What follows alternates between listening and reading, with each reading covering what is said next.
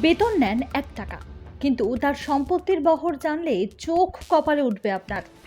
দেশের সবথেকে ধনী ব্যক্তি মুকেশ আম্বানির কথা তো সকলেই জানেন। আম্বানিদের প্রতিপত্তির খবর এখন আর কারো অজানা নয়। তবে এই প্রতিবেদনে এমন একজনের কথা বলবো যিনি কয়েক কোটি টাকার মালিক। অমিত কাটারিয়া দেশের সবথেকে ধনী আমলা। সরকারি পরিকাঠামো অনুযায়ী এই আইএএস অফিসারের বেতন কয়েক লাখ টাকার উপর, কিন্তু সেই টাকা তিনি নেন না। বেতন হিসেবে মাত্র ১ টাকা নেন তিনি। সেই মানুষটার সম্পত্তির পরিমাণই প্রায় ১০ কোটি টাকা। কি অবাক হচ্ছেন? ভাবছেন নিশ্চয়ই ১ টাকা বেতন নিলে তিনি কোটি কোটি টাকার মালিক হলেন কিভাবে। আসুন জেনে নেওয়া যাক সেই কাহিনী। অমিত কাটারিয়ার পরিবার একটি নামকরা নির্মাণ সংস্থার মালিক। গুরুগ্রামে তার এক নির্মাণ সংস্থা রয়েছে। এছাড়াও তার স্ত্রী একজন পাইলট, অর্থাৎ সেখান থেকেও মোটা টাকা উপার্জন হয়। নিজের জীবন অতিবাহিত করার জন্য যথেষ্ট অর্থও তার কাছে রয়েছে। তাই ১ টাকা বেতন নিয়েই সমাজকে এক প্রকার বদলাতে চান এই আইএএস। নিষ্ঠার সঙ্গে দেশের সেবা করতে চান অমিত, তাই বেছে নিয়েছেন আমলা হওয়ার পথ।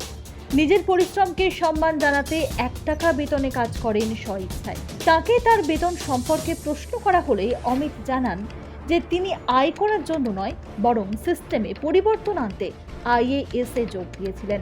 তিনি সেই সব সৎ আধিকারিকদের মধ্যে একজন যারা এখনো নিষ্ঠার সঙ্গে দেশের সেবা করে যাচ্ছেন। চলুন দেখুন এই আমলার মোট সম্পদের পরিমাণ ঠিক কত।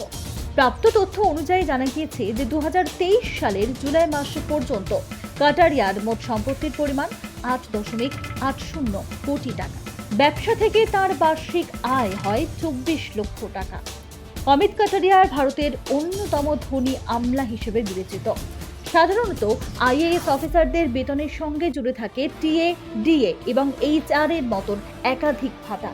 এই ভাতাগুলি বাদ দিলে একজন আইএএস অফিসারের প্রাথমিক স্তরের বেতন হয় প্রতি মাসে ৫৬,১০০ টাকা। একজন ক্যাবিনেট সচিবের জন্য এই বেতনের পরিমাণ প্রতি মাসে ২.৫ লক্ষ টাকা পর্যন্ত পৌঁছতে পারে, যা একজন আইএএস অফিসারের জন্য সর্বোচ্চ পদ। এছাড়াও আইএএস অফিসাররা গ্রেড পে নামে অতিরিক্ত একটি ভাতা পেয়ে থাকেন। তাদের পদের ওপর নির্ভর করে এই ভাতার অঙ্কের পরিমাণ। আর সেই সব কোনো টাকাই অবশ্য নেন না অমিত কাটারিয়া। মাত্র ১ টাকা বেতনে কাজ করে যান দেশের এই কোটিপতি আমলা। ব্যুরো রিপোর্ট, আজ বিকেল।